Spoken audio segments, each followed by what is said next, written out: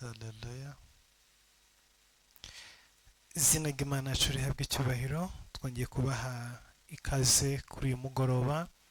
Ni umunsi wa kabiri w'amasengesho. Turi mu minsi 7 yo kubohoka ingoyi z'ubukene. Uyu mugoroba turaganira ku ijambo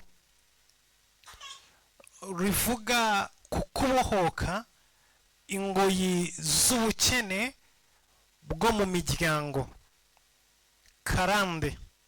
Turaza kuganira uburyo imyuka ya karande y'ubukene yambukiranye mu bisekuru, cyangwa se uko ibisekuru bihererekanya imyuka y'ubukene.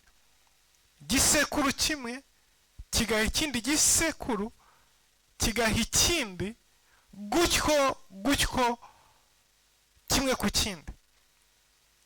Ariko ntabwo tubivugaho gusa ngo tugarukire aho ngaho, ahubwo turanasenga ducagagura izo ngoyi, kuko turi mu masengesho y'iminsi 7, turi mu masengesho yo kubohoka. Ntabwo turi buganire gusa ngo bigarukire aho ngaho, tubigishe bigarukire aho ngaho. Oya, umwihariko w'aya masengesho ni uko dufite umwanya uhagije wo gusenga, twinginga Imana, duhamagara Imana nk'uko Yabesi yatakambiye Imana kugira ngo imuhindurire amateka, imuhindurire ubuzima, imuhindurire imibereho. Turimo turasengera kubohoka, twirukana imivumo ndetse twibohoraho ingoyi, dushyira ahagaragara amabanga menshi yo mu isi y'umwuka, ndetse tunasenga duhamagara Imana, dutakambira Imana nk'uko Yabesi yahamagaye Imana, nk'uko Yabesi yatakambiye Imana, nk'uko Yabesi yinginze Imana. Ukwinginga kwe no gusenga kwiwe bikamuhindura ubuzima, bikamuha ikintu atavukanye, bikamuha ikintu atabonye nk'umurage mu muryango yavutsemo. Haleluya. Reka mbabwire ngo iyo ufite umugisha uva mu muryango, ushobora gushira, ushobora guterwa, ushobora kuwamburwa. Ariko Bibiliya ivuga ngo umugisha Imana itanga ntago yongeraho umuvumo, ntago yongeraho umubabaro. Iyo wakiriye umugisha uvuye ku Mana, iyo wakiriye ikintu kivuye ku Mana, Imana kiguhaye irakirinda. Ariko ibyo uhabwa n'abantu basubira inyuma bakabikwambura. Yesu ashimwe. Abantu muri iyi si baguha akazi bagaca inyuma bakakwirukanisha kuri ako kazi. Abantu muri iyi si baguha pase akaguhuza n'umuhungu n'umukobwa, mugakundana, mwagira urugo rwiza, agaca inyuma akaza kurusenya, akaza kugambana. Abantu bo muri iyi si arakurangira wajya mu kintu wagihagararamo, agaca ku ruhande akaza kukurwanya. Ariko iyo Imana iguhaye, irinda icyo yaguhaye, ikirinda ibihe ibihumbi. Haleluya. Ijambo ry'Imana avuga muri Zaburi 105 ngo ijambo Imana yavuze iririnda ibihe ibihumbi. Rero si ijambo gusa, ahubwo na buri mugisha wose uturuka ku Uwiteka, Uwiteka arawurinda. Rero muri iminsi 7 turi imbere y'Imana, dutakambira Imana, duhamagara Imana, dusenga Imana, twinginga Imana kugira ngo iduhe umugisha, kugira ngo itugirire neza, kugira ngo iturwanirire, kugira ngo iduhindurire ibihe, kugira ngo iduhindurire amateka. Reka dusome mu gitabo cy'Itangiriro igice cya 12 umurongo wa 10. Biravuga ngo inzara itera muri icyo gihugu, Aburamu aramanuka ajya muri Egiputa asuhukirayo, kuko inzara yari nyinshi muri icyo gihugu. Ari bugufi bwo gusohora muri Egiputa, abwira Sarayi umugore we ati, dore nzi yuko uri umugore w'igikundiro, nuko Abanyegiputa nibakubona bazavuga bati uyu ni umugore we, maze banyice nawe bagukize. Ndakwinginze uzajye ubabwira uti ndi mushiki we, kugira ngo ngirirwe neza ku bwawe, ukirishe ubugingo bwanjye. Aburahamu ageze muri Egiputa, abanyegiputa bareba uko wa mugore ari mwiza cyane. Abatware ba Farawo baramureba, baramumushimira. Wa mugore ajyanwa kwa Farawo, agirira Aburahamu neza ku bwa Sarayi, kandi yari afite intama n'inka n'indogobe z'ingabo n'abagaragu n'abaja n'indogobe z'ingore n'ingamiya. Uwiteka ahanisha Farawo n'inzu ye ibyago bikomeye, amuhoye Sarayi umugore wa Aburahamu. Farawo ahamagaza Aburahamu aramubaza ati, icyo wangiriye iki ni iki, ko utambwiye yuko ari umugore wawe? Ni iki cyatumye umbwira ko ari mushiki wawe, nanjye nkamwenda nkamugira umugore, nanjye nkamugira umugore wanjye? Nuko nguyu umugore wawe, mujyane wigendere. Farawo amuha abantu bo kumuherekeza, bamuherekeranya n'umugore we n'ibyo yari afite byose. Imana ati tugire neza. Data, mu izina rya Yesu Kristo, mu izina rihambaye, duciye bugufi imbere yawe, mu bwiza bwawe, mu cyubahiro cyawe no mu mbabazi zawe. Turakwinginze ngo uyu mugoroba udusiga amavuta, kugira ngo Mwami ijambo ryawe rigere ku badukurikiye bose n'abazaryumva, ribagirire umumaro, rigire aho ribavana, rigire n'aho ribajyana. Umugisha umuntu wese Mwami uri muri iyi minsi 7 akwinginga, agusenga, aguhamagara. Reka Data dukureho izi ngoyi zose z'ubukene, uzikure ku buzima bwacu. Tubohoresha imbaraga zawe, tubohoresha umwuka wawe wera, tubohoresha umuriro, tubohoresha amavuta yawe, duhindurira amateka, duhe ubuzima bwiza, kandi uduhe imibereho myiza. Wewe wumvise gusenga kwa Yabesi, wumve gusenga kwacu tugusenga uyu mugoroba. Duhe umugisha uva imbere yawe, utugire neza Mana agakiza kacu. Imbabazi zawe n'urukundo rwawe bibe kuri twebwe n'abadukurikiye bose, mu izina rya Yesu, amen. Haleluya. Imana yacu ishimwe, kandi Imana yacu ihabwe icyubahiro. Turaganira ku myuka y'ubukene ariko bwambukiranya mu miryango. Ni ibisekuru, ni imyuka y'ubukene igendera mu bisekuru. Igisekuru kimwe gihe ikindi gisekuru. Ni karande, ariko karande z'ubukene. Turaza kuvuga uburyo ki imyuka yambukiranya mu bisekuru. Ni uburyo bubiri, ariko turavuga ku buryo bumwe nibwo turi butindeho cyane. Uburyo bwa mbere iyi myuka yambukiranya mu bisekuru, nuko iyo umuryango ukennye, ukaba udafite ubushobozi bwo kubaho neza muri iyi si, abana babyaye bavukira munsi ya bwa bukene bw'ababyeyi babo. Ubukene bwo mu muryango butuma abana bavukiye muri uru rugo badahabwa ibikenewe byose. Ntabwo babona fondasiyo y'ubuzima. Muri iyi si kugira ngo ugere ahantu ugera, hari urwego bigusaba kuririraho. Iyi si ifite amahame igenderaho. Iyo ayo mahame uyujuje, hari imiryango ikinguka imbere y'ubuzima bwawe. Iyo ayo mahame utayujuje, hari aho udashobora kugera. Mwese murabizi, iyo umuntu agiye gusaba akazi, hari ikintu cya mbere bamusaba. Bamusaba iretere isaba akazi, icya kabiri bakamusaba CV. Iyi CV iba iriho umwirondoro wiwe, iba iriho amashuri yize, iba iriho ubumenyi afite, ibyo akunda, indimi avuga, ubundi buhanga bundi afite mu buzima busanzwe, ibyo yakoze bitandukanye. ugiye gutanga akazi ntabwo arebera kuri iyi application letter isaba akazi, ahubwo abanza kwidentifya cyangwa se gusobanukirwa ibigize iyi CV y'uyu muntu. Nibyo biheraho afata icyemezo cyo kumuzana ngo amuhe akazi.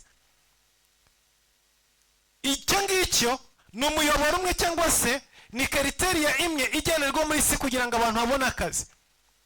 Kandi twese turabizi neza ngo muri iyi si ubuzima n'imibereho bigengwa n'ibyo umuntu akora. Iyo udashobora gukora, ubuzima bwawe buba bubi. Ibikorwa byawe nibyo bidetermina uko ubaho muri iyi si.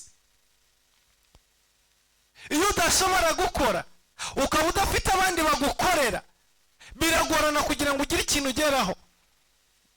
Rero umwana wavukiye mu rugo rukenye yiga amashuri mabi, mu gihe cy'abandi batanga CV zifatika nta CV aba afite, kubera yuko ibyandikwa muri CV byose n'ubumenyi bwose bukenewe ntabwo umuryango wigeze ubumuha. Iyo umwana avutse avuka atazi kwitamika, avuka atazi kuvuga, avuka atazi kugenda, avuka adashobora kugira ikintu yikorera, umuryango avukiyemo niwo muha fondasiyo y'ubuzima. Iyo umuryango ukenye ntushobora guha umwana ibyo azakenera byose mu mibereho y'ubu buzima bw'iyi si. Mu gihe abandi bana bakiri abana barya ibyo kurya byubaka umubiri wabo, byubaka ubwenge bwabo, bibaha kugubwa neza, umwana wo mu bakene ntabwo ibyo ngibyo abibona. Usanga yarariye indyo mbi akagwingira, agwingira mu bwonko, agwingira mu mubiri. Iyo hageze ibisaba imbaraga, izo mbaraga ntazo aba afite. Iyo hageze ibisaba ubwonko, ubwo bwonko babukora ku kigero cyo hasi. Nyuma y'ibyo ngibyo abandi banoherezwa ku mashuri meza, bakagenda bakiga, bakarangiza bazi indimi bafite ubumenyi buhambaye, bashobora gukompeta. Abana b'abakene bacikiza amashuri bakiri muri primaire, kuko bajya kwiga baburaye, bakabura icyo barya. Ku munsi ukurikira bakanga kujya ku ishuri, bakajya gucuruza ubunyobwa n'amagi, bakajya gupagasa, abandi bakajya gukora akazi ko mu rugo. Umwana ku myaka 17 akava iwabo agata ishuri akajya mu mujyi kujya gushaka akazi. Hari abandi bahanyanyaza bagakomeza bakiga, ariko bakiga mu mashuri mabi atabaho ubumenyi, adashobora kuzabageza aho bagomba kugera. Ibyo bagenda ugasanga nabo kubera bavukiye mu miryango ikenye, ubuzima bwabo muri isi burabananira, burabagora. Ibyo basabwa gukora bagasanga nta mbaraga bafite. Iyo bagiye gucuruza nta gishoro bafite, kubera ko aho baturuka n'aho bava ntabwo higeze abahaye amahirwe yo kubona igishoro. Ibyo bituma ubukene bwakubise ba papa na ba mama n'ubundi bukurikirana abana.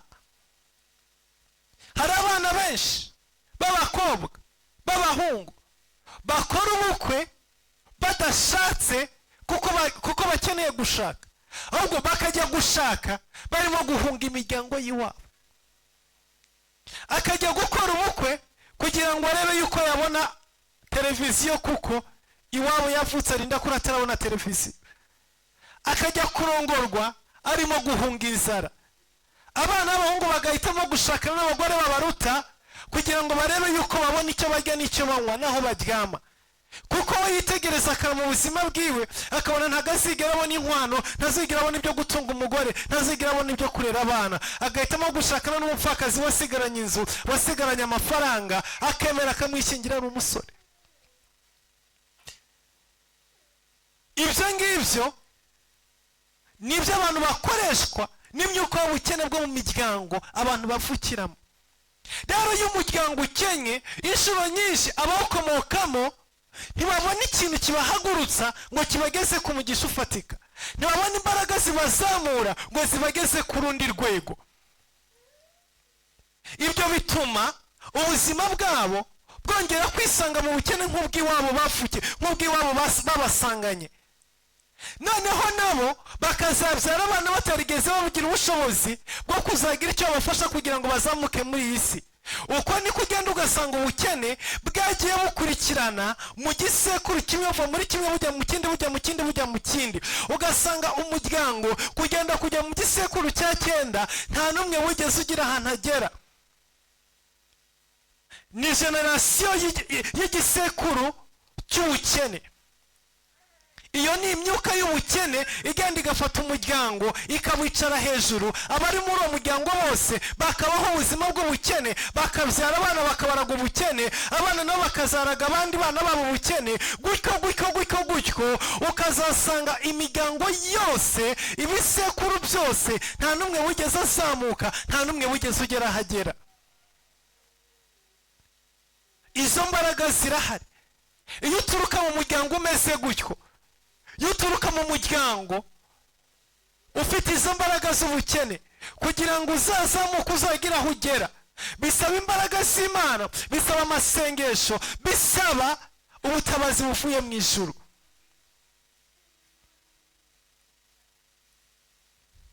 Kuko usanga abantu baturuka muri iyi miryango ibintu bashoboye gukora ni akazi gakoreshwa amaboko, gakoreshwa imbaraga, ni ibiraka, ni ubufundi buciritse bwa bundi bw'umwiko n'igitiyo, ni ubuyede, ni ibintu nk'ibyo ngibyo bidashobora guhindura imibereho, biha umuntu kurya no kuryama. Ibyakorewe uyu munsi aragenda akararabiriye, ejo mu gitondo akazongera akabyuka agasubira ku kazi, agiye gushaka n'ubundi ibyo azajya ku munsi ukurikira kuri uwo munsi. Bakaba muri ubwo buzima bw'irepeta igihe cyose. Ibyo ngibyo zari incamake, ariko noneho ndavuga ikindi gice cya kabiri. Ni imyuka iba mu muryango. Yoyo ntabwo ari uko umuryango ari igisekuru cy'ubukene, oya, ahubwo muri icyo gisekuru harimo imbaraga z'ubukene zikenesha abantu bakomoka muri uwo muryango. Nibyo tugiye kureba ku buzima bwa Aburahamu. Tugiye kwishira muri Bibiliya, tugende ijambo kurindi. Aburahamu ni umwe mu bantu bari bafite amafaranga kandi bari bakomeye, bagize abakozi benshi. Aburahamu wenyine yari afite abagabo 316 bavukiye mu rugo rwiwe, bafite abagore n'abana barira mu rugo rwe. Umuntu utuza abantu mu rugo ni umukire ku rwego ruhambaye. Abakozi bari baravukiye mu rugo rwe 316. Bari abagabo bitwaje inkota, bari abagabo biteguye gutanga ubuzima bwabo bakarwanira Aburahamu. Zari ingabo zikomeye, zari zifite strategy. Uyu munsi wa none muri buryo cy'igisirikare cya Isirayeli gifite imbaraga mu buryo buhambaye, babikomora kwa sekuru Aburahamu. Aburahamu wenyine atarabona igihugu, yari yaratekereje gushinga igisirikare kigwanirira inyungu z'umuryango we, giproteje urugo rwiwe. Aburahamu yari afite igisirikare cy'abagabo 316 barwanaga n'abami 5 bakabanesha. Nimubona Isirayeli ikomeye umunsi wa none irwanya ibihugu birenga 20 by'abana bikabitsinda, aragago kamwe konyine gusa, navuga ngo nerediteri. Yesu ashimwe. N'amavuta ava mu gisekuru kwa Aburahamu. Aburahamu muri we yarazi strategy z'urugamba, yarazi strategy z'igisirikare. Iyo revelation yari yarayibonye, yari yarashoboye kumenya neza uko igisirikare gikora. Yari amaze kumenya imbaraga z'igisirikare, yari amaze kumenya ibanga riba mu gisirikare. Atoza abagabo, abashyira mu rugo rwiwe, arabagaburira, arabambika, arabatoza, arabigisha. Babamo umutwe w'ingabo, babamo batayo ikomeye. Yateraga abami 5 agahangana bakabatsinda, akabambura buri kintu cyose banyaze. Ibyo byakorwaga n'umugabo witwa Aburahamu. Uyu mugabo ntabwo yari umukene, yari umukire ku rwego ruhambaye, yari afite ibintu byinshi. Ariko igisekuru yavagamo hari harimo umwuka, hari harimo imbaraga z'ubukene, hari harimo karande y'ubukene. Izi mbaraga zimeze gutya ni imbaraga zicara zikubikira umuntu, zigakubita mu gihe runaka, zigasenya ibyo yubatse byose, zikamushyira hasi. Iyi myuka ukuntu ikora, ibituruka mu bisekuru, irakureka ugakira, irakureka ukazamuka, irakureka ukagera ku rwego rukomeye, irakureka ukaba umuntu utinyitse. Ariko igitondo kimwe ikaguteza ubukene, hakaza ikintu kigasenya ibyo wubatse byose.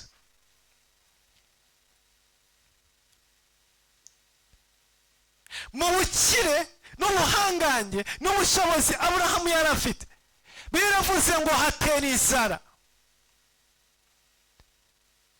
Wa mwambi w'ubukene, wa mwuka w'ubukene, uraza usanga umugabo w'igihangange, umugabo ufite abagaragu, umugabo ufite ubutunzi bwinshi buhambaye, wa mufumu uturuka mu muryango, uturuka mu bisekuru, urambukiranya, uraza uramukubita, uramuhinguranya. Umugabo yisanga atagishobora kugabura abo mu rugo rwiwe, yisanga atagishobora kurya, yisanga atagishobora kubaho. Arahaguruka hambira ibyiwe, arahunga. Nta kindi cyamwirukansaga, yirukanswaga n'ubukene. Arahunga yirukira muri Egiputa. Ari mu nzira ahindukira abwira umugore wiwe, aramubwira, madamu, I beg you, ndakwinginze, nyemera nitugera muri Egiputa ntuzigere uvuga yuko uri umugore wanjye, uzavuge kuri mushiki wanjye, kuko ikibaye ni kimwe. Bitewe n'ubwiza ufite, bitewe n'uburanga ufite, bazanyica hanyuma yo bagukize. None ndakwinginze uzajye ungirira iyi neza, uzajya kubaza wese uzajya umubwira ko ndi musaza wawe, kugira ngo ngirirwe neza ku bwawe. Murumva ikintu ubukene bukoresha bwoko bw'Imana.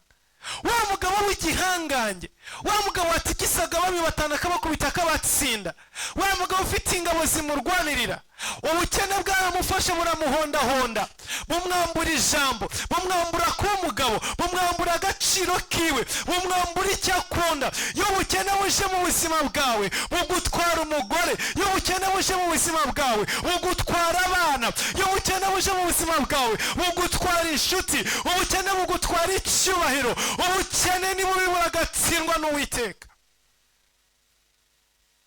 Nta mugabo imbere y'ubukene, nta muntu wihagararaho imbere y'ubukene.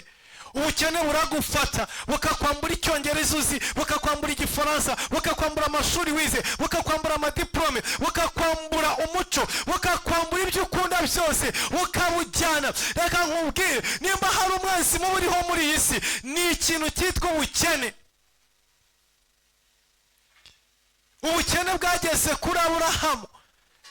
Kandi reka mbabwire, uyu mwuka ntabwo utinya ngo abantu nuko basenga, ntabwo utinya abantu ngo nuko bafite amasezerano. Iyo hari izi mbaraga za karande zituruka mu muryango, zirakubikira. Waba ufite amasezerano, waba waravuganye n'Imana, waba uri mu rugendo rugana i Kanani, reka nkubwire yo utamenye iri banga ngo izi mbaraga uzisambure. Ntabwo uyu mwuka uguhusha, ntabwo uyu mwuka ugutinya. Aburahamu yari yaravuganye n'Imana mu gice cya 12 ku murongo wa mbere.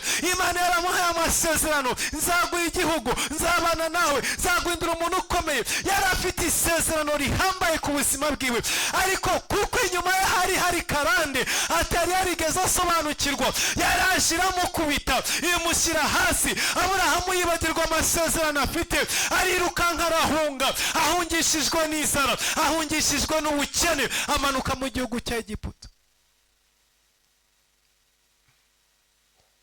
muntu n'umukenye wihagararaho, ntibazakubeshye. Abarundi no baca umugani bavuga ngo amanyama aterwa n'agashambara, ariko genda kubwira ngo amanyama aterwa n'agatsima kari mu gifu. Iyo igifu cyawe nta gatsima karimo, amanyama arashira, ntibazakubeshye. Abanyarwanda bo baca umugani baravuga ngo haryoha inzara. Yesu ashimwe.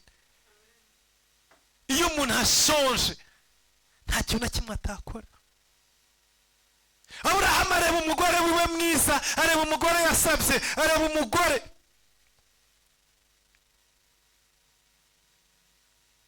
yakundaga, arangije aramubwira ngo zongera ko umugore wanjye nidusoka muri ubu buzima, ariko muri kano kanya ntacyo bitwaye rwose, ndagenda ndi mushiki wawe. Uri mushiki wanjye ndi musaza wawe. Uzi ikintu Aburahamu yashakaga? Yashakaga ngo uzajya abona Sara akamukunda, ajyaho ibyo kurya. Aburahamu niryo jambo twasomye, yavuze ngo nzajya ngirirwa ineza ku bwawe, uzajya uvuga ko ndi musaza wawe kugira ngo njye ngirirwa ineza ku bwawe. Ubukene buragatsindwa n'Uwiteka. Hari igihe wibeshya ngo narakize, ngo narakoze, ngo umaze kugera ku bintu byinshi. Sinzi ko wakora ngo ugeze Aburahamu yaragejeje. Sinzi ko wakora ngo ufite umugisha nk'Aburahamu yari afite. I don't know. Ariko mu isegonda nk'iyo guhumbya yisanze kugira ngo arye, agomba gucuruza umugore yashatse. Murazi uburyo cy'abagabo bafuha. Ibaze urwego umugabo ageramo, akavuga ngo madamu nashatse nasabye, mbanye nawe imyaka 20. Nta kibazo, umugabo najya kwaka nimero ujye uyimuha, naguteretse umwemerere, ugusabye ko muryamana muryamane, ariko agudufara ngo uzane tujye. Nicyo Aburahamu yarakoze. Yarashoye umugore we kwicuruza kugira ngo nkize amagara yanjye. Baramanuka baragenda bagera muri Egiputa. Ngo abatware ba Egiputa babonye Sarayi. Abatware ba Egiputa babonye Sarayi, baravuga ngo uyu mugore ni mwiza,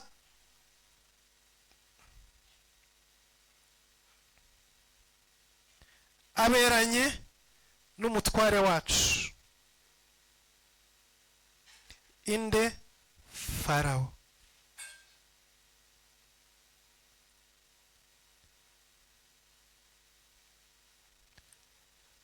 Ni mwiza aberanye n'umutware wacu. Uko niko bafashe Sarayi bamushyira umwami, bamushyira Farawo. Biravuga ngo Farawo aramufata amugira umugore wiwe, aramurongora, amushyira mu bagore. Umwami ntagira umugore umwe, amushyira mu bagore biwe. Hanyuma Aburahamu nka musaza wa Sara, umwami amugenera igaburo rya buri munsi, ibyo kurya bya buri munsi, amuha inzu yo kwamama, buri kimwe cyose, nta kibazo rwose. Aburahamu araryama, aratuza, arasinzira. Kazima ndimo kurya, kazima nabonye aho ndyama, ibisigaye nta kundi. Umugore wajya mu biganza by'undi mugabo. Kazagera umugore adashobora kumwegera, akamukumbura adashobora kumubona. Ubukene buragatsindwa n'Uwiteka. Izo ni imbaraga z'ubukene. Uko niko imyuka y'ubukene ikora. Ibyo birangiye, biravuga ngo Imana iramanuka iraza iteza ibyago mu gihugu cy'Egiputa. Ibyago biraza, biragwira, biba byinshi, bikubita igihugu cy'Egiputa. Ibyago birakubita. Farawo ahamagara abapfumu we n'abakonikoni biwe, abwira igihugu ko kiri mu kaga, ko turimo dukubitwa bimeze gute? Bangishe abakonikoni be n'abanyabwenge baramubwira ati rega hari umugore ufite n'urimo kuguteza ibibazo. Ibibazo bivuye ku Mana yo mu ijuru, kandi urimo urabitezwa n'uriya mugore uri mu buriri bwawe, n'uriya mugore washatse. Ahamagara Aburahamu, nabimenye mbwira, kuki wambeshya ukaduteza bino bihano byose? Ndati nari mfite ubwoba. Okay, fata ibyawe ugende ujyane n'umugore wawe mutuvira ahangaha.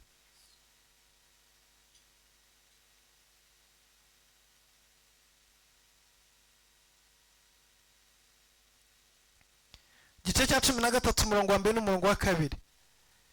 Aburahamu avana muri Egiputa n'umugore we n'ibye byose, na Loti ajyana nawe bajya i Negebu. Aburahamu yari afite ubutunzi bwinshi bw'amatungo n'ifeza n'izahabu.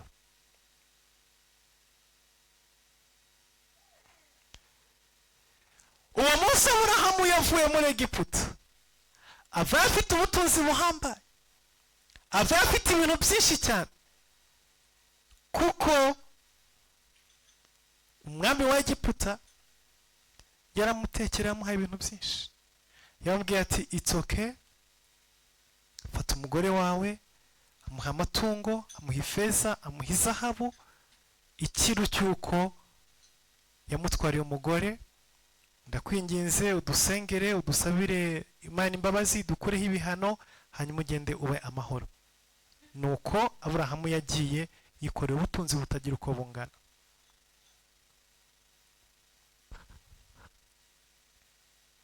Ariko ubu butunzi yarabukuye mu kinyoma no mu gucuruza umugore we. Hari abantu mutajya mutekereza impamvu Sarayi yagize umwete wo gufata Hagari akamushyingira Aburahamu, akamureka bakaryamana abireba nta kibazo na kimwe. Hari abantu mutajya mutekereza aho izi mbaraga Sarayi yazikuye. Hagari yari umusha wiwe, n'uwo Farawo yamuhaye nyuma y'uko bari bamaze kuryamana. Sarayi nk'umugore wabaye umwamikazi yagombaga kujyana abasha. Rero Sarayi mu rugo rwiwe yagumanye igikomere muri we, yagumanye ikimwaro cyo kwibaza ngo umugabo arantekereza gute, umugabo arambona gute, nasohotse mu rugo nshyingirwa undi mugabo ari aho arimo kundeba. Umugabo ntacyo byari bimubwiye, kuko niwe wapanze iyo poroje. Iyo poroje ntabwo yakozwe na Sarayi, yakozwe n'umugabo. Ariko Sarayi igihe cyose ako kantu yarakagumanaga muri we, ako gakomere karakomangaga k'umutima wiwe. Nasize umugabo ndyamana n'undi. Igihe twamaze muri Egiputa, amezi 3 twamaze muri Egiputa, nari umugore wa Farawo, umugabo wanjye aryama wenyine. None dore twabuze n'urubyaro. Kugira ngo arebe ko yabalansinga, reka mbabwire, ubukene buzana ibintu byinshi mu muryango. Ubukene bugira ingaruka nyinshi ziteye ubwoba mu muryango.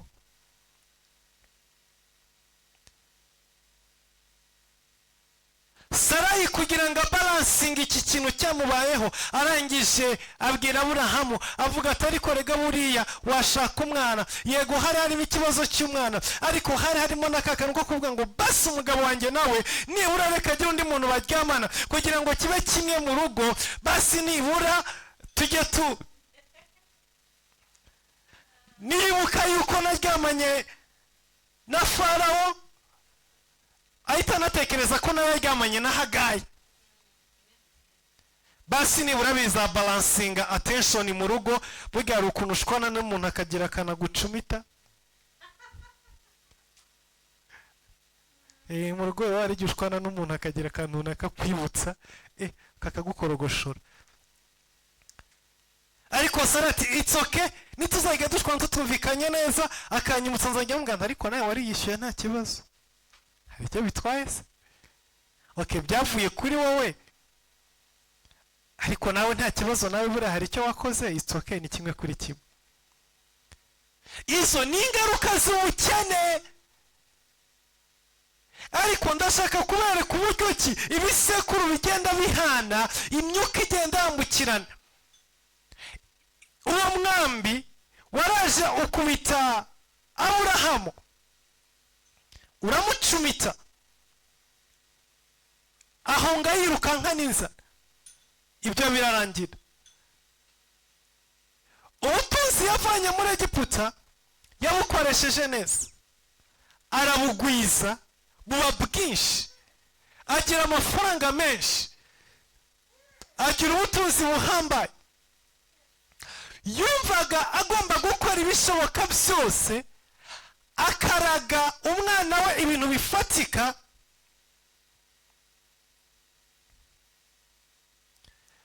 ku buryo nibura ikibazo cyamubayeho kitazaba ku mwana we. Aburahamu yari azi igikomere yahuye nacyo, kwiyambura kuba umugabo, ukiyambura urugo rwawe, ukiyambura buri kimwe cyose, ibintu byose bigakorwa amaso udafite ijambo kubera imbaraga z'ubukene. Icyo gikomere cyari kiri ku mutwe, cyari kiri mu mutima wa Aburahamu. Aravuga ngo nzakora ibishoboka byose, nzarwana urugamba rwose rushoboka, ku buryo umwana wanjye nzamusigira ubutunzi buhambaye, nzamusigira ibintu bifatika, kugira ngo atazigera ahura n'ibibazo nk'ibyo nahuye nabyo. Hari igihe usanga dufite ibikomere by'ubuzima, hanyuma tukarwana kugira ngo turebe yuko nibura abana bacu batazaca mu nzira twaciyemo.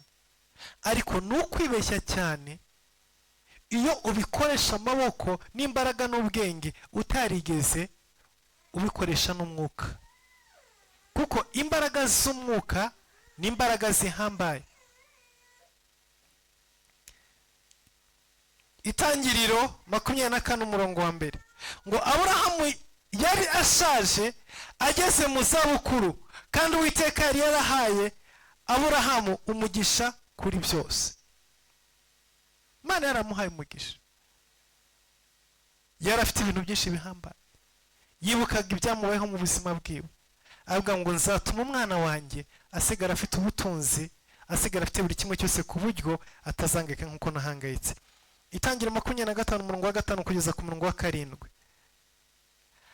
Aburahamu yahaye Isaka ibye byose, ariko abana b'inshoreke Aburahamu yari afite abaha impano akiriho, arabohereza ngo batandukane na Isaka umwana we, bagende berekeje iburasirazuba, bajye mu gihugu cy'iburasirazuba.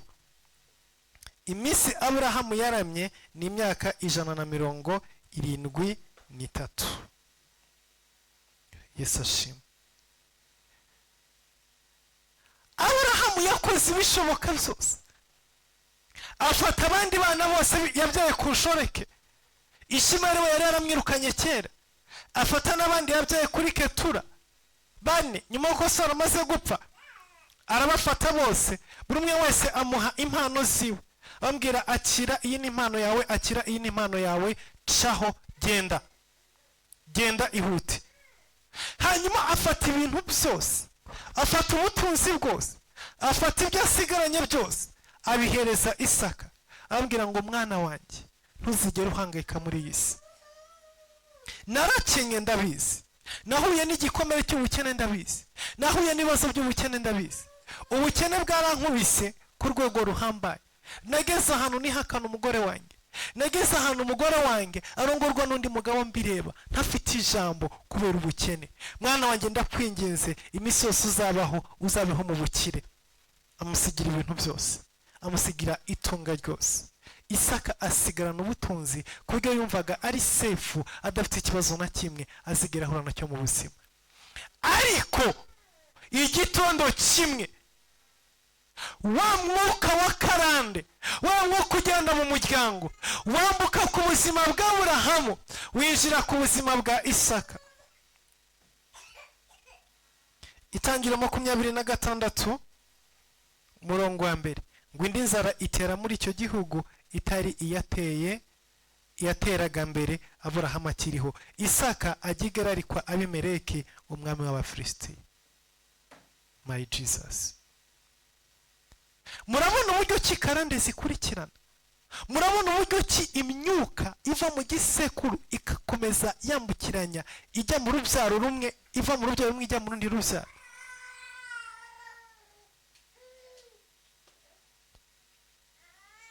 Ibyabaye kuri Aburahamu, yakoze ibishoboka byose asigira ubutunzi Isaka,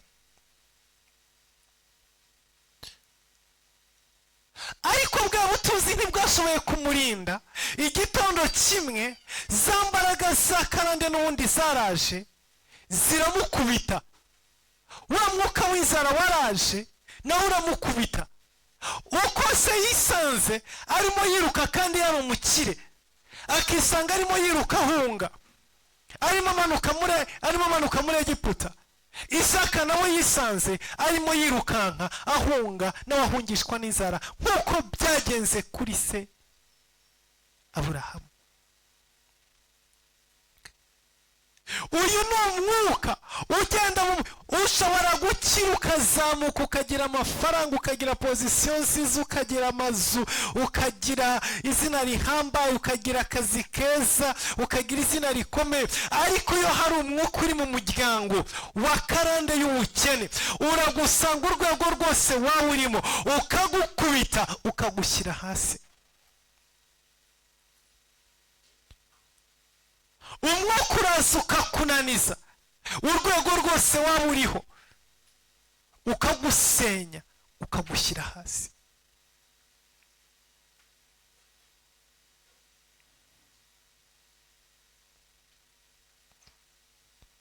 Isaka nawe yisanze ageze ikirenge mu cyasi. Ubutunzi n'ubukire bwose se yamusigiye ntibwashoboye kumukiza. Inzara iraza iratera, iramukubita, araguruka arahunga. Byagenze gute?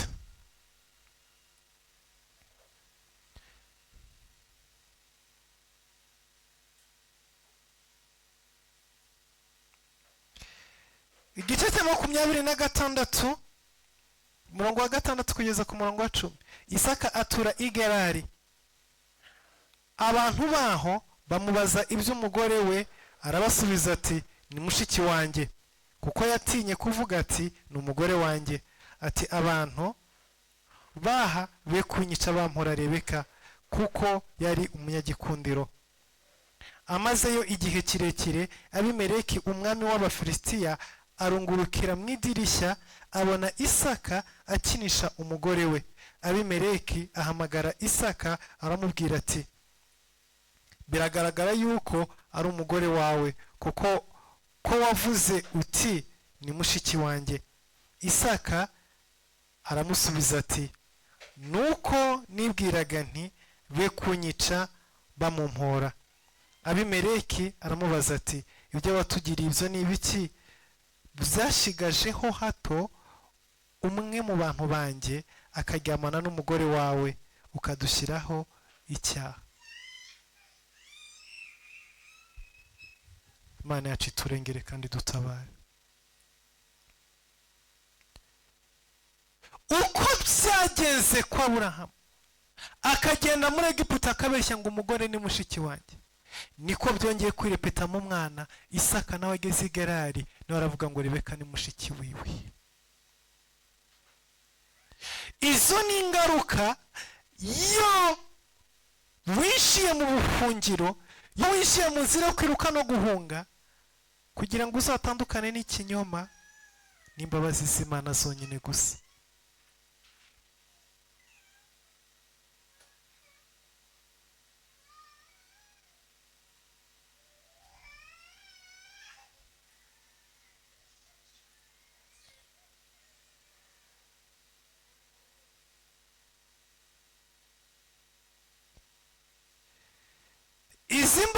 z'ubukene.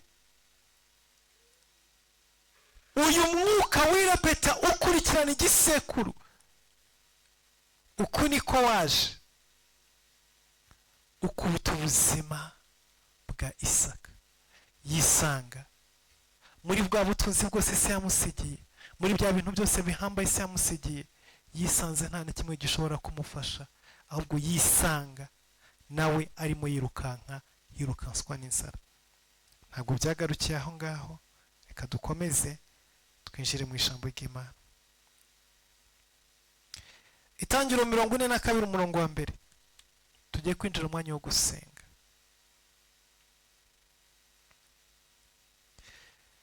Yakobo yumva yuko ubuhashyi buri muri Egiputa, abaza abana be ati, niki gituma murebana?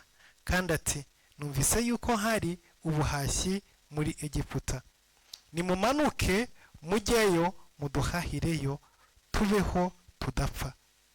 Bene se wa Yosefu 10 baramanuka bajya guhaha imyaka y'impeke muri Egiputa. Uyu ninde? Uyu ni Yakobo, umwana wande? Umwana wa Isaka. Isaka wande?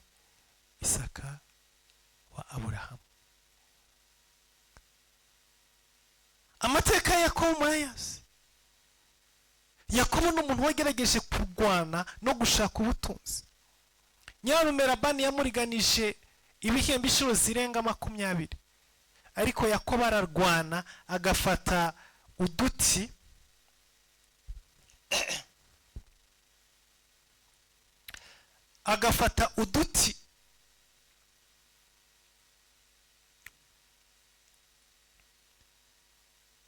utu duti akaduhambiraho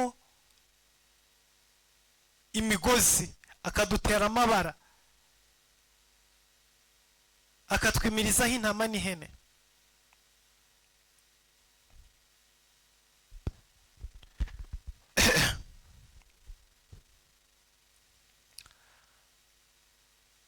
Ibi byazamuye ubutunzi bwa Yakobo, agira ubutunzi buhambaye. Muri situation nyinshi yanyuzemo, mu bibazo byinshi n'ibigeragezo yanyuzemo, yararwanaga ijoro n'amanywa, yararwanaga uko bukiye n'uko bwije, kugira ngo azamure umugisha wiwe. Ariko wa mwuka ukurikirana umuryango yisanze nawe urimo umukubita, yisanze urimo umunaniza. Uko byagenze kuri Isaka, uko byagenze kuri sekuru Aburahamu, niko byongeye kwirepeta no mu buzima bwa Yakobo. Bisanga inzara ibabujije amahoro, kugeza igihe atangiye kureza urugero rwe rwose kujya gushaka ibyo kurya mu gihugu cya Egiputa. Tugiye kwinjira mu mwanya wo gusenga, ariko reka nsobanurire iki ngiki. Abantu benshi babana n'uyu mwuka, abantu benshi bafite izi mbaraga mu miryango yabo. Uyu mwuka ukuntu ukora, urakureka ugakora, urakureka ukazamuka, urakureka ukagera ku bintu byinshi bihambaye. Ariko ubu utegereje igitondo kimwe kuzakumanura ukagushyira hasi, ugasenya ibyo wakoze byose. Nibyo byabaga muri iki gisekuru cya Aburahamu na Isaka na Yakobo gukomeza. Bari abantu bari bafite umugisha pe, ibintu bakoragaho byarazaga, barakoraga bakabona ubutunzi bwinshi, bararwanaga bakagera ku bintu bihambaye, bakoraga ibishoboka byose bakabona umugisha. Ariko hari umwuka wabakurikiranaga mu muryango, byanze bikunze buri muntu wese ukomoka muri umuryango yagombaga kugera ahantu akubitwa n'inzara, akubitwa n'ubukene, agahunga, ahungishijwe n'inzara. Ariko ni bwa bukene buza bukakumanura bukagushyira hasi, ku buryo bukwambura n'agaciro, bukakwambura n'ubwenge, bukakwambura n'ibyo ufite, bukagutandukanya n'umugore wawe. Ni ubukene bubi. Yesu ashimwe. Ntabwo bwabaga ari ubukene busanzwe, ntabwo bwabaga ari ubukene nk'ubundi bwose. Ni ubukene buza bukakwambura buri kintu cyose ufite bukagitwara. n'imbaraga ziza zigatwara buri kantu kose, zikajyana buri kantu kose, ugasigara gutyo. Ibyo nuwitegereza muri ubuzima n'imibereho, uzabona abantu benshi bagiye bazamuka bakagera ku rwego ruhambaye, bakagira amasitasiyo ya esanse, bakagira amamodoka rukururana, bakagira amaduka azwi n'amazina akomeye cyane, ariko igitondo kimwe bya bintu byose bikayoyoka, umuntu akarangiza ubuzima ari umutindi, ari umukene. Hari abo tudashobora kuvuga ahangaha kuri kamera, ariko namwe ubwanyu murabazi. Hari benshi twatangaho ingero, ariko namwe ubwanyu murabazi. Wasanga no muryango iwanyu, wasanga n'ahandi henshi hatandukanye, ariko abo ngabo tubagira attention kubera ko barazamutse bakagera ku butunzi buhambaye, bakagera ku bintu bikomeye cyane. Ariko hari benshi muri twebwe bagendana n'izo mbaraga zigenda hejuru ubuzima bwabo. Uriruka, urakora, urarara amajoro, uritanga, urakora ibishoboka byose kugira ngo uzabone amafaranga, kugira ngo uzagere ku kintu gihambaye. Ariko umunsi umwe hari imbaraga zizaza zikakwambura buri kintu cyose, ukisanga hasi uri umukene. Igitondo kimwe hari imbaraga zizaza zigatwara ibyo wakoreye byose.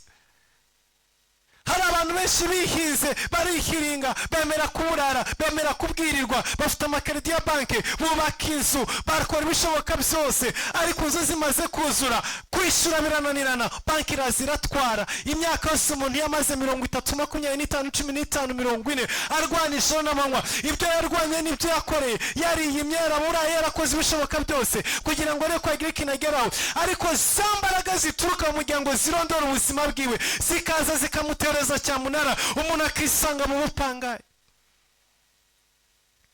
Hari benshi tuvugana uyu munsi wa none bari bafite amazu yabo, ariko ntago bazi uko yagiye. Hari benshi bankurikiye muri kano kanya bari bafite amaduka ahambaye, ariko ntago bazi ukuntu yagiye. Hari benshi bankurikiye muri kano kanya bari bafite amamodoka, ariko ntago bazi ukuntu yagiye. Hari benshi bankurikiye muri kano kanya bari bafite savings nyinshi ku makonti yabo, bafite amafaranga aryamye ngo ku makonti yabo, ariko ntibazi ukuntu yashizeho, yarayoyotse ararangira. Kubera iki? Hari imbaraga z'ubukene zirondora abantu, zirakure kukagera ku bintu runaka, zirakure kukagira ibyo ugeraho, zirakure kukagera aho ugera, ariko urira zikureba, zitegereje ko igitondo kimwe zizakumanura zikagushyira ku itapi.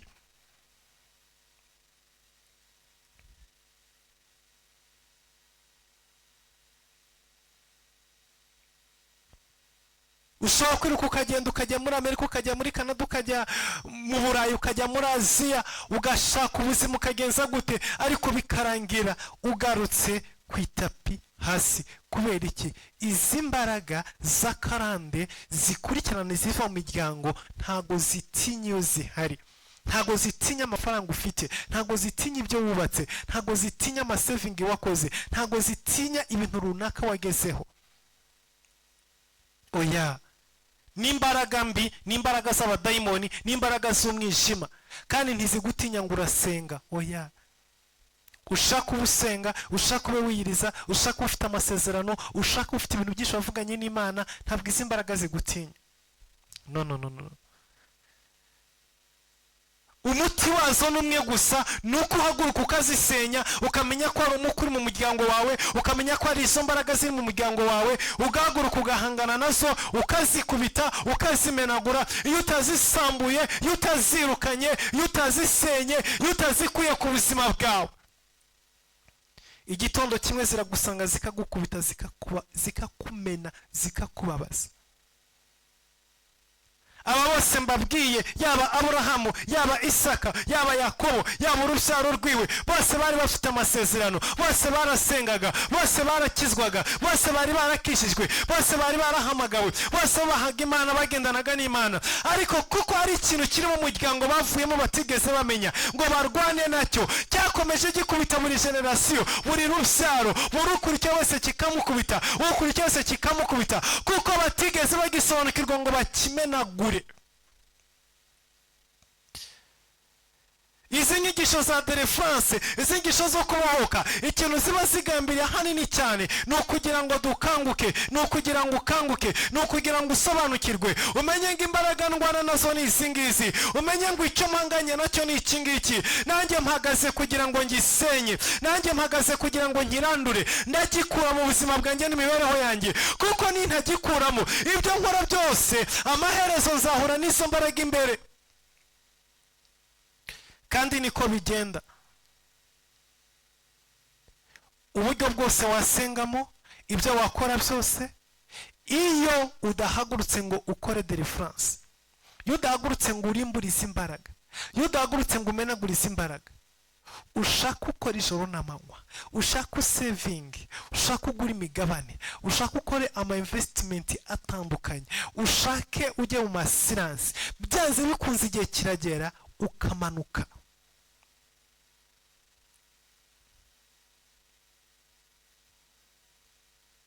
Kuziranye n'abantu bakomeye, kuba guverinoma ikuzi, kukorana n'abategetsi bahambaye muri za guverinoma, kuba ufite igisirikare runaka mukorana nacyo, ibyo ntabwo bikubuza kumanuka. Iyo hari karande iri mu buzima bwawe, iyo hari umwuka uri inyuma y'ubuzima bwawe, byanze bikunze urakureka ukazamuka, ukagira ibintu, ukagira buri kimwe cyose, ukagira icyubahiro, ariko uramanuka nk'utigeze kuzamuka, urakena nk'utigeze kugira ikintu kimugeraho.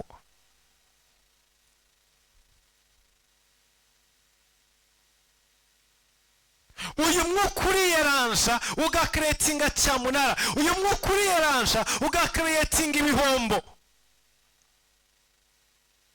Hari umuntu umwe wigeze kwiyahura, yari umukire, haba ikibazo cy'isukari mu gihugu kimwe runaka. Hamaze kuba ikibazo cy'isukari,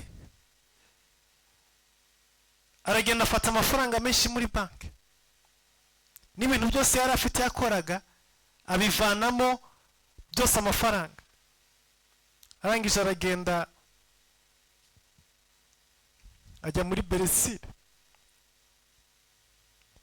arangura amakontineri y'isukari, amakontineri menshi cyane, menshi. Arayazana, afata igihe kinini mu nzira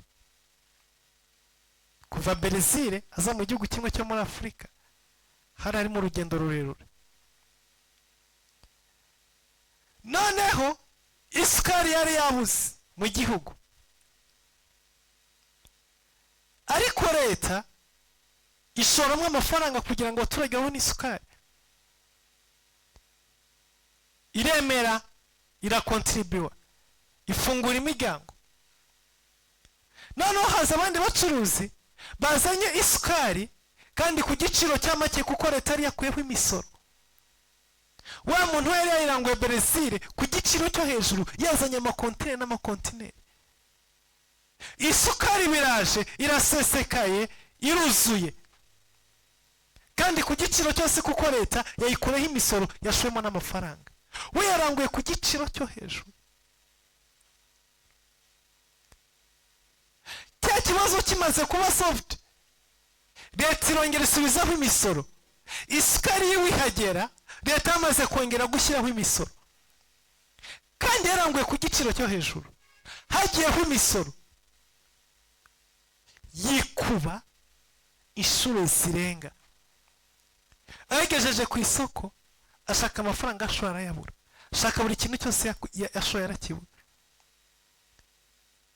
Asanga biramusa gushyira ku giciro nk'icyo abandi bariho, agishyiraho. Nta na kimwe cy'amafaranga yaranguje yavanyemo. Bimunanira kongera kurangura, bimunanira kwishyura banki, bimunanira gukomeza. Banki itangira guteza cyamunara imitungo yiwe.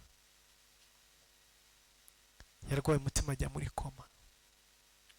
Amaherezo ye ntimuyambaze. Yarazi ko akize, yarazi ko agiye guhinduka umumiliyaderi. Uko niko iyi myuka ikora. haza ikintu ukibaza ngo na opportunity ije ukakijiramo kigahita kigushyira se kikagusubiza ku itapi kwisuka ugatangira guhinga no gusabiriza.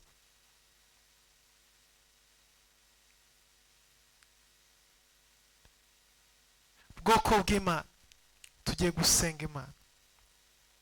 Abantu benshi babana n'izi mbaraga cyangwa se iyi myuka iba inyuma y'ubuzima bwabo ariko ntibayimenye kubera ko sometimes ni imyuka yigaragaza iyo wafashe ikintu gifatika. Ubundi iyi myuka imeze gutya iraryama igasinzira igategereza igihe runaka uzagera ku kintu gifatika. Iyo uri mu buzima buciritse bwo hasi uri umukene biba bisa nkaho nta rubanza ifitanye nawe, ariko igihe cyose ubonye udufaranga, igihe cyose hari ikintu kije ya myuka ihita yimanifesta, ihita yigaragaza, ihita ijya ahabona. Niko bigenda. Tugiye gusenga Imana twibohoreho izi mbaraga. Turasenga mu buryo bubiri.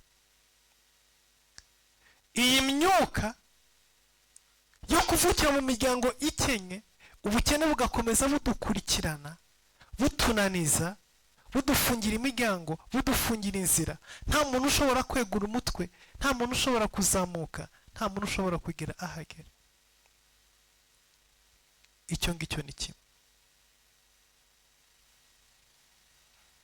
Tugiye kwinginga Imana, tugiye gusenga Imana kugira ngo Imana itubohoreho izo mbaraga, Imana itubohoreho ubwo bushobozi, Imana itubohoreho iyo karande. Icya kabiri tugiye gusenga ducagagure izi ngoyi, ducagagure uyu mwuka ukurikirana abantu kubw'icyo bagezeho, umwuka ugutegerereza imbere, umwuka wirepeta, imyuka yananije ba sogokuru, yananije ba data, yananije ba mama, natwe kabiri inyuma y'ubuzima bwacu ishaka kutunaniza. Tugiye kwikuraho imivumo yose. Turasoma mu gitabo cyo Gutegeka kwa 2:28.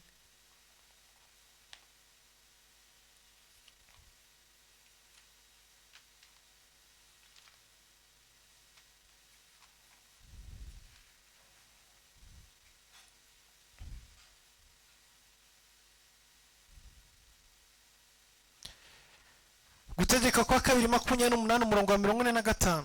Kandi iyo mivumo yose izakuzaho, izagukurikira, igufatire, igeze aho uzarimbukira, kuko uzaba utumviye Uwiteka Imana yawe ngo witondere amategeko y'uburyo bwose ngutegeka. Iyo mivumo izakuberaho kuba ibimenyetso n'ibitangaza, kandi izaba ku rubyaro rwawe iteka ryose. Ubutunzi bw'ibintu byose bugusagiranye ntibwaguteye gukorera Uwiteka Imana yawe n'ibyishimo n'umunezero w'umutima.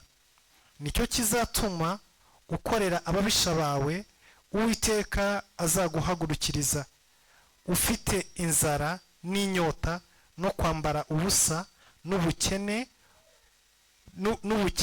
bwa byose, kandi azashyira ku rutugu rwawe umutwaro w'uburetwa uremereye udakurwaho. Uwiteka azakuzanira ishyanga rya kure akuye ku mpera y'isi, riza nk'uko ikizu kiguruka, ishyanga uzaba utazi ururimi rwaryo, ishyanga rifite mu maso hagaragaza urugomo, ritazubaha abashaje, ritazababarira abana.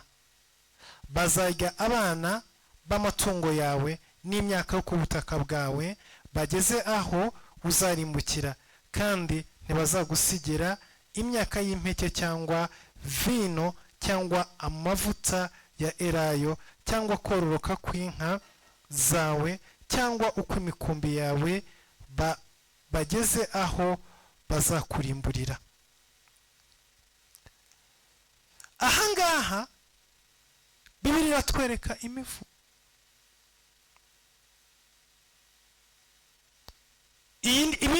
mu buzima bwa benshi mwadukurikiye, ngo iyo mivumo izakuza ikugereho, ngo ikubereho ibimenyetso n'ibitangaza, kandi umurongo wa 40 ngo ubutunzi bw'ibintu byose bugusagiranye. Umurongo wa 48 ngo nicyo kizatuma ukorera ababisha bawe, Uwiteka azaguhagurukiriza ufite inzara n'inyota no kwambara ubusa n'ubukene bwa byose, kandi azashyira ku rutugu rwawe umutwaro w'uburetwa uremereye udakurwaho. Inzara, inyota, ubukene, kwambara ubusa, uburetwa ni imivumo. Iyo ufite ikibazo cy'inzara mu buzima bwawe, iyo ufite ikibazo cy'ubukene, iyo ufite ikibazo cyo kwambara ubusa, ikibazo cy'uburetwa, urwango, ishyanga rikurwanya, ni imivumo. Ibi ni imivumo. Niyo mpamvu tugomba kwinginga Uwiteka kugira ngo atubohore. Niyo mpamvu tugomba gutakira Imana kugira ngo idutabare. Niyo mpamvu tugomba gusenga kugira ngo Uwiteka adukureho iyi mivumo, adukureho izi karande. Tugiye gutakira Imana, tugiye gusenga Imana, twinginga Imana, tubwire Imana ngo Mana dukureho izi karande, dukureho izi mbaraga, dukureho iyi mivumo mu izina rya Yesu Kristo. Reka ukuboko kwawe Mwami, reka ukuboko kwawe gakiza kacu, kutubohoreho izi mbaraga zinaniza ubuzima bwacu, kutubohoreho izi mbaraga zigenda ku buzima bwacu. Turahamagara Imana, turahamagara imbaraga z'Imana, turahamagara ubushobozi bw'Imana, turahamagara ikiganza cy'Imana, turabohoza ubuzima bwacu, turikuraho iyi myuka, turikuraho izi mbaraga, turikuraho ubu bubasha buremerereye bunanije ubuzima bwacu, bunanije imibereho yacu. Senga uyu mugoroba wikureho imbaraga zose zo mu gisekuru uvukamo, imyuka inaniza abantu, imyuka ireka abantu bagakira bakazamuka, ariko bagejeje ikabamanura, ikabasubiza mu bukene, ikabasubiza mu butindi. Imyuka yambura abantu mu gishimana yabahaye, imyuka ihangana n'abantu basenga, imyuka igukurikirana usenga warakijwe, warabatijwe amazi menshi, wuzura umwuka wera, uhanura, wigisha ijambo ry'Imana, wikorera amasezerano, ariko izi mbaraga ntizigutinye, iyi mivumo ntigutinye. Uyu mugoroba tugiye gusenga, umenagura izo mbaraga, usenye izo mbaraga, ucagagura ubwo butware bw'ikuzimu, uburimbure mu izina rya Yesu Kristo. Bandere bosa karamasai. Data, mu izina rihambaye, mu izina rikomeye, uyu mugoroba turi imbere yawe, turiyambura izi mbaraga, turiyambura imbaraga z'ikuzimu, turiyambura imbaraga za karande, turiyambura karande y'ubukene, turiyambura karande y'ubukene, turiyambura karande y'inzara, turiyambura karande y'inyota, karande y'inzara, karande yo kwambara ubusa, turaziyambura mu izina rya Yesu Kristo. Turasenya izo mbaraga z'umwanzi, turasenya izo mbaraga z'abadayimoni, turasenya ubwo bushobozi mu izina rya Yesu Kristo, mu izina rihambaye. Turakubita hasi, turacagagura, turakubita hasi, turasenya, turakubita hasi, turamenagura katika jina la Yesu. Uyu mugoroba turacamo kabiri imigozi, turacamo kabiri iminyururu, turayishwanyaguje, turayikura ku buzima bwacu, turayikura mu mibereho yacu, turayikura mu rusaro rwacu. Izi mbaraga z'ubukene zo mu miryango twavukiyemo zidukurikirana, zitunaniza, mu izina rya Yesu Kristo. Ubu bukene bwa karande, ubu bukene twarazwe n'ababyeyi, twarazwe n'imiryango tuvukamo, turabwiyambura, turabusenya, turabusambura, turacagagura. Data, mu izina rya Yesu Kristo, mu izina rihambaye, mu izina rifite ubushobozi, turahamagara izina ryawe, turahamagara ukuboko kwawe, turahamagara imbaraga zawe, turahamagara ububasha bwawe, turahamagara ikiganza cyawe, turahamagara gukomera kwawe, turahamagara kwera kwawe. Rambura ukuboko kwawe Nyiringabo, manura imbaraga zawe Mana yacu, turaguhamagara Mana ya Yabesi. Yesu Kristo, mwana w'intama w'Imana, watabaye ubuzima bwa Yabesi, wamuhinduriye amateka, wamuhinduriye ibihe. Turakwinginze Mana, ubwoko bwawe turi imbere yawe, abana bawe turi imbere yawe. Uyu mugoroba turasenze, abadukurikiye bose abazakurikiranira ijambo mwami turahamagara imbaraga zibohora, turahamagara imbaraga zikiza, turahamagara imbaraga zawe mwami, turahamagara ikiganza cyawe mu izina rya Yesu Kristo. Turikuraho imivumo, turikuraho imivumo, turikuraho uburetwa, turikuraho kuremererwa, turikuraho mu izina rya Yesu ibi byose bituriho, ibi byose bituremereye, ibi byose mwami binaniza ubuzima bwacu. Turashagagura, turafuna, turasambura mu izina rya Yesu imivumo yagiye mu kirere cyacu ikaduteza inzara, ikaduteza ubukene, ikaduteza kwiruka tutazi iyo tujya. Mu izina rya Yesu Kristo imbaraga z'ubukene zatwambuye urubyaro rwacu, zatwambuye inshuti, imbaraga z'ubukene zatwambuye icyubahiro, imbaraga z'ubukene zatwambuye ijambo, natwe turazisenya, natwe turazimenagura, natwe turazirimbura, natwe turazicagagura. Marebo sakaramando rebo shekeremo saini manderia basakaramando uria basakarama sekenderia mizina Yesu Kristo. Datanya guhora ku ngoma, mana agakiza, mana imbaraga, Uwiteka mana ihambaye, Uwiteka Jehova Jire, uzuye ubuntu n'imbabazi, uzuye urukundo no gukomera, uzuye icyubahiro, uri mana nzima, uri mana ikomeye, uzuye ubwiza. Ntawe uhwanye nawe mwami, ntawe uhwanye nawe mana agakiza, ntawe uhwanye nawe gitare cy'amahanga. Urahambaye mwami, ukora ibikomeye, izina ryawe rirahambaye.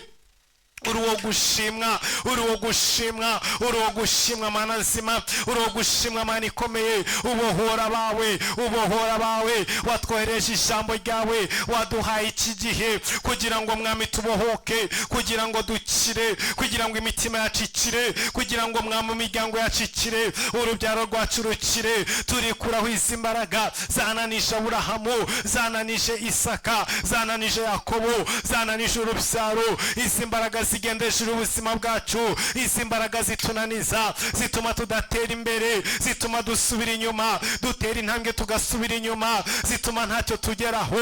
Imyuka itwambura ibyo twagezeho turayisambura, turayimenagura, turayicagagura. Izi mbaraga zikenesha, izi mbaraga ziteza inzara, izi mbaraga zituma abantu biruka, bahunga ubukene, bahunga inzara. Iyi myuka yambura abantu umugisha, iyi myuka isuzuguza abantu turayiyambura, turacagagura. Turibohoraho ingoyi z'ubukene, turibohoraho ingoyi z'ubukene, turacagagura izi ngoyi, turacagagura imigozi, turacagagura iminyururu.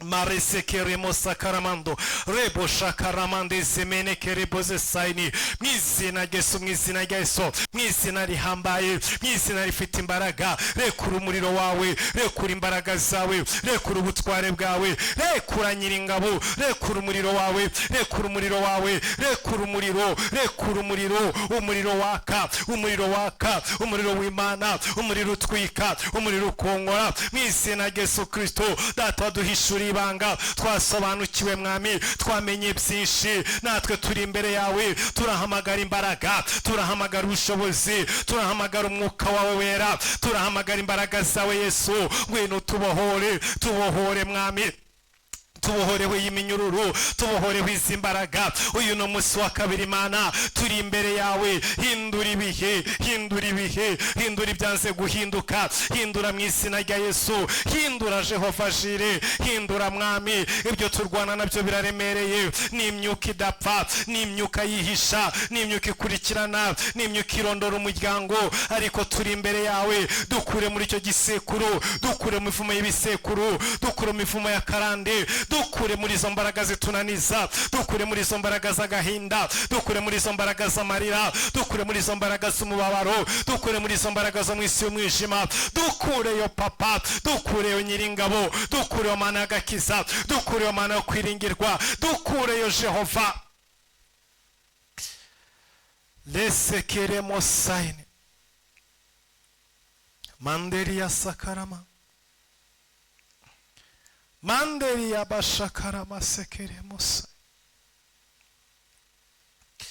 Mu izina rya Yesu, mu izina rihambaye, mu izina rikomeye, turatakira imbere yawe nka Yabesi mwami. Turakwinginga gitare cy'amahanga, turinginga izina ryawe, turinginga imbabazi zawe Mana, iri joro uturengere, iri joro utwereke gukomera kwawe.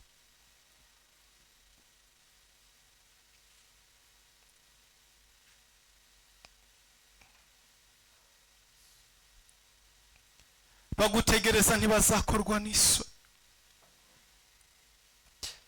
Zimbaraga zitunaniza uzisenye, zimbaraga ziturwanya uzisenye, zimbaraga ziturondora uzisenye. Iyi mivumo yikure ku buzima bwacu, iyi mivumo yitwambure Mwami, iyi mivumo yisenye, iyi mivumo yitubohoreho Papa, tubohore n'urubyaro rwacu, tubohore n'abana bacu.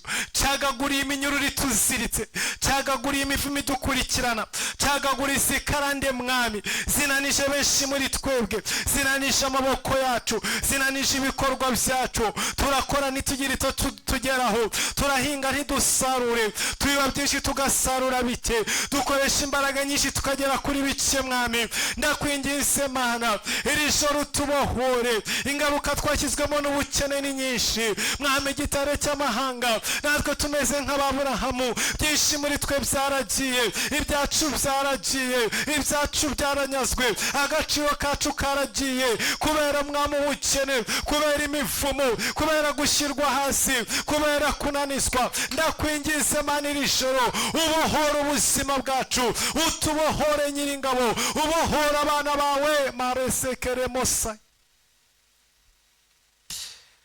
Ndakwinginze Mana yanjye, ndakwinginze gakiza, ndakwinginze byiringiro, ndakwinginze Mana ikomeye, ndakwinginze Mana ihambaye. Rambura ukuboko kwawe Mwami, mu izina rya Yesu Kristo. Rambura ikiganza cyawe mu izina rya Yesu. Manura ukuboko kwawe Mwami, manura imbaraga zawe, erekana ikiganza cyawe, erekana gukomera kwawe. Mbabazi zawe zururuke, ikiganza cyawe cyururuke, ubwiza bwe bumanuke mu izina rya Yesu. Ubohora abana bawe Mwami, turi imbere yawe uyu mugoroba, turi imbere yawe iri joro. Data, dusenya buri kintu cyose umwanzi yubatse, dusenya imivumo n'akarande, dusenya iyo mivumo, dusenya iyo mivumo, dusenya izo mbaraga. Turasenya buri kintu cyose umwanzi yubatse ku buzima bwacu, turasenya izo mbaraga, turasenya iyo myuka, turasenya ubwo bushobozi, turasambura mu izina rya Yesu. Katika jina la Yesu, Satani soka mu kirere cyacu. Waba ukenewe turakwiyambuye, wanyatsiwe turakwiyambuye mu izina rya Yesu Kristo. Tugukuye mu nzira zacu, tugukuye mu miryango, tugukuye mu rubyaro. Wambaraga we zitunaniza, turakurimburira ijoro. Turasengera abakunda Imana, turasengera abadukurikiye, turasengera ubwoko bwawe. Ububohore Mwami, utubohore Nyiringabo, utubohore Jehova, utubohore Elohimu, utubohore Mana y'agakiza, utubohore imbabazi zawe Mwami. Uwiteka usumba byose, byiringiro bizima Mana ihambaye. Urakoze kuko uri Imana ibohora abawe, urakoze kuko uri Imana isumba byose, urakoze kuko uri Imana itanga umugisha, urakoze kuko uri Uwiteka Imana.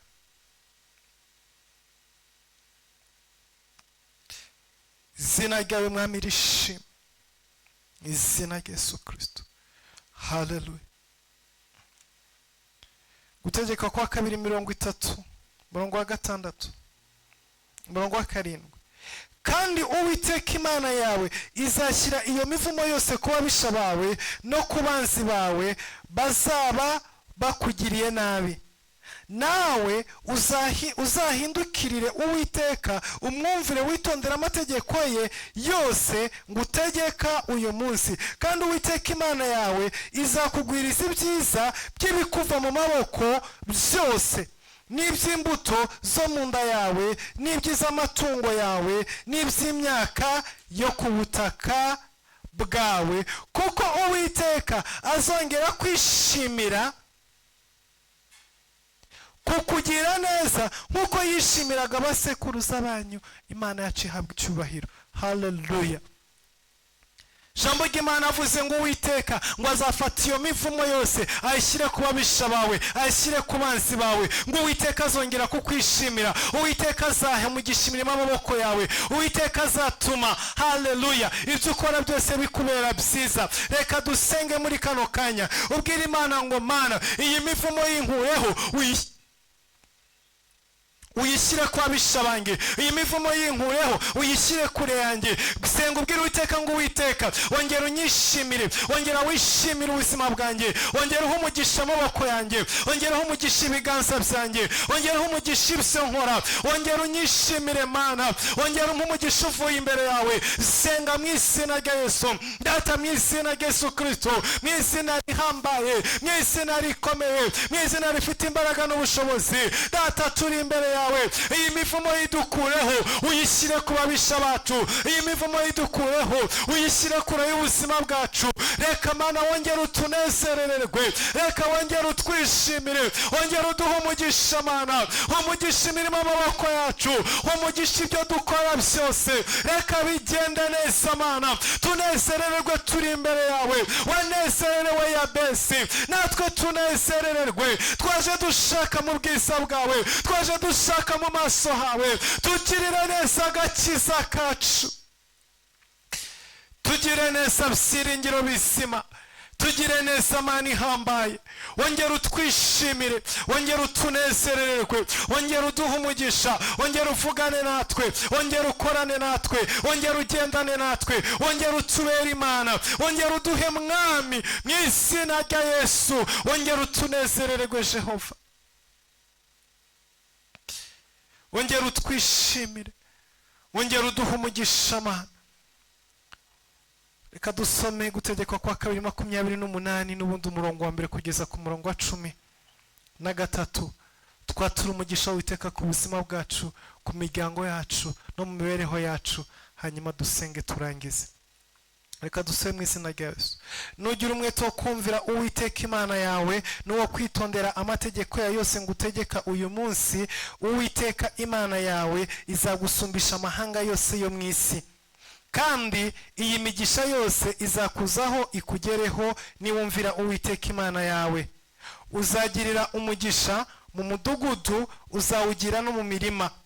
Hazagira umugisha imbuto zo mu nda yawe n'imyaka yo ku butaka bwawe, n'imbuto z'amatungo yawe, kororoka kw'inka zawe n'ukw'imikumbi yawe. Hazagira umugisha igitenga cyawe n'ikibuvugiramo. Uzagira umugisha mu majya no mu maza. Uwiteka azatuma ababisha bawe baguhagurukiye banesherezwa imbere yawe. Bazaca mu nzira imwe bagusanganiye, baguhunge baciye mu nzira ndwi. Uwiteka azategeka umugisha kuba mu bigega byawe no mu byo ugerageza gukora byose. Kandi azaguhera umugisha mu gihugu Uwiteka Imana yawe iguha. Uwiteka azagukomereza kumubera ubwoko bwera nk'uko yakurahiye. Niwitondera amategeko y'Uwiteka Imana yawe ukagendera mu nzira ikuyoboye. Amahanga yo mu isi yose azabona yuko witiriwe izina ry'Uwiteka, agutinye. Kandi Uwiteka azakubwiriza ibyiza by'imbuto zo mu nda yawe, n'iby'amatungo yawe, n'iby'imyaka yo ku butaka bwawe, mu gihugu Uwiteka yarahiye basekuruza banyu yuko azaguha. Uwiteka azagukingurira ijuru, ububiko bwe bwiza, ngo ajye akuvubira imvura mu bihe byayo, aho umugisha imirimo ikuva mu maboko yose. Uzaguriza amahanga menshi maze ntuzayaguzaho. Uwiteka azaguhindura umutwe, ntazaguhindura umurizo. Uzaba hejuru gusa, ntuzaba hasi. Niwumvira amategeko y'Uwiteka Imana yawe ngutegeka uyu munsi ukayitondera, Imana yacu yabwa icyubahiro kandi Imana yacu ishyirwe hejuru. Data, mu izina rya Yesu Kristo Nazareti, turatuye uyu mugisha Mwami. Gutegekwa kwa 2:28 umurongo wa mbere kugeza ku murongo wa 13. Reka nk'uko ijambo ryawe ribivuze biba ari kweba Mwami hejuru ubuzima bwacu. Iyi migisha turayakiriye, iyi migisha tuyishyize ku buzima bwacu, tuyishyize mu rubyaro rwacu, tuyishyize mu mibereho yacu. turi generasiyo y'umugisha, turi urubyaro rw'umugisha. Uwiteka turagushimye kuko duhinduriye ibihe, turagushimye kuko tugiriye neza, turagushimye kuko uyu mugisha ushyize muri twebwe, ukawushyira mu rubyaro rwacu, ukawushyira mu miryango yacu, ukaba umurage wacu. Ushimwe, uhimbazwe kandi ushyirwe hejuru. Urakoze Mana, wowe wabanye natwe, urakoze kubwo kuturinda no kubwo kutugira neza. Turagushima Mwami kubw'ineza yawe n'ubuntu bwawe. Ushyirwe hejuru, uhimbazwe, upfukamirwe, uvugirizwe impundu. Komeza utugire neza kandi ukomeze wishimire kutugira neza, mu izina rya Yesu Kristo, amen. Imana ibahe umugisha. Mbere ko turangiza, izo nimero ziri kuri screen yanyu wazikoresha utanga icya 10, utanga amaturo, ushyigikira umurimo w'Imana, ukomeza gusapotinga iyi ministeri. Imana ibahe umugisha wabikora, kandi ikomeze bagire neza, ikomeze bagure, ikomeze bageze kure kubw'urukundo rwo n'imbabazi zayo. Mwakoze ko imbere y'Imana. Tuzasubira ejo ku mugoroba saa 12 ku masaha mu Rwanda, nk'amasaha muri so turahanga turimo dusenga tuganira ijambo ry'Imana. Ku manywa dufite ingisho ku rubuga, mu gitondo dufite morning igorore ku rubuga. Imana umugisha. Mwakoze ko imbere y'Imana. Mugire ijoro ryiza. Bye bye, good night.